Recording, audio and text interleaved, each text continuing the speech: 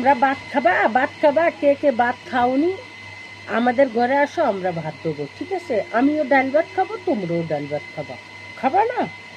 হ্যাঁ চলো, আমি তোমাকে ডাল ভাত খাওয়াবো তোমাদের, তুমিও আমাকে ডাল ভাত খাওয়াবা, ঠিক আছে? সমান সমান, তাই না?